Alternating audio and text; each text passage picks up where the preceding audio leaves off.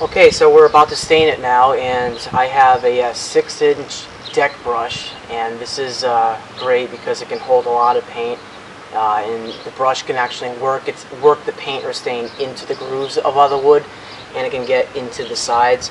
So this is much better to use than a roller, where a roller just merely puts it on top and doesn't get into the crevices in the corners and doesn't work the stain into the wood. So it's always best to invest with an expensive brush, because it'll pay off in the end.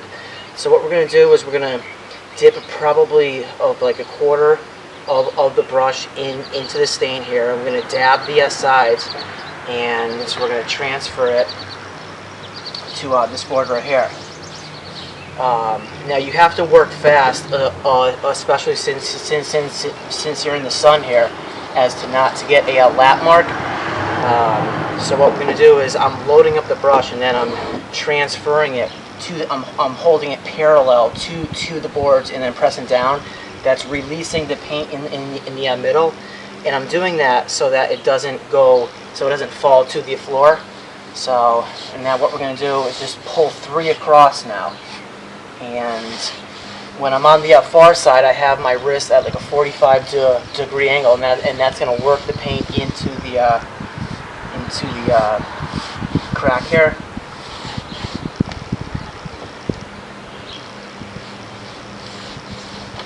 And you want to be sure to work the paint into the nail holes and into the cracks, because again, this stain is a protector of the wood. The stain, it protects the woods. Wood is basically like skin, and it absorbs a lot, and it can repel a lot too if you have the right stuff on it.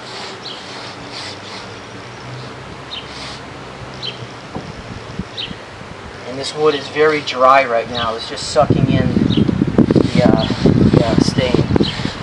So we're just going to move right over here now, and we're going to continue to bring this across. And since we moved so quickly, we're not going to get a lap mark here.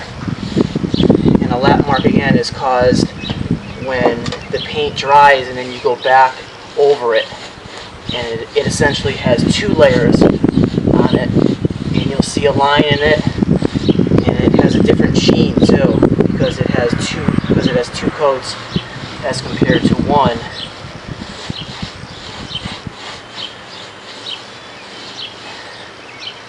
And another technique is, when you finally have the boards done, you always want to feather off your strokes. So now that these boards are done, I want to come into it like that, come into it like that, come into it like that.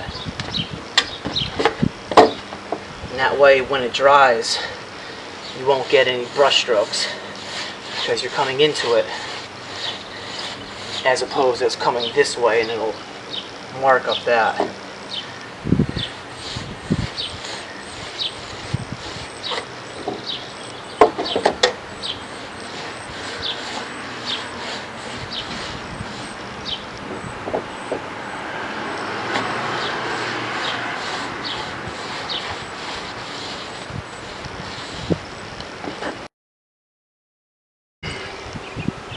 Okay, so we're back to the second coat here. The deck had some time to dry out, and we're going to apply the second coat here. Once again, this is a hot summer day, so we want to work fast, and we're just going to do three boards so that we don't get a lap mark. And once again, I'm just dabbing it twice and then transferring it parallel and pressing down to release it. And then I turn my brush like this. You want to make sure to get in the corners here too, because this is the final coat, and to fill in a lot of the cracks.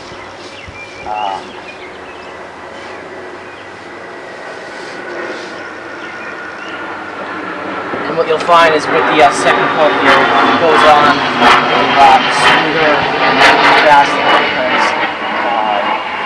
the wood has been sealed and there's less surface friction with the brush and the substrate here.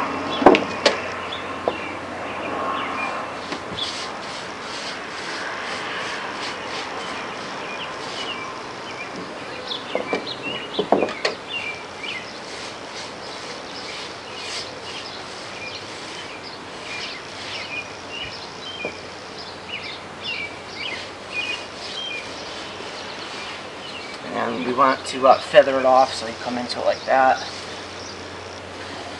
and then that'll prevent you getting a lap mark right over here.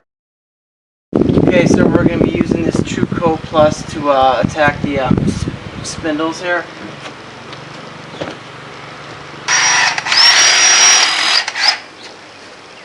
Okay, so that's going to do it. Everything does have 2 coats now. And as a general rule of thumb, you want to maintain your deck on a yearly basis because the mildew will start to grow on it. So what you want to do is just give it a cleaning in the spring, and it always helps to add a coat to the horizontal boards each year, because those will be the first to go from the sun and the UV rays. So it's best if you can just stay on top of your deck and not let it get in bad shape, because this latex stain will deteriorate, but with the sun's rays. So it's just best if you can just keep adding a coat every 1 or 2 years.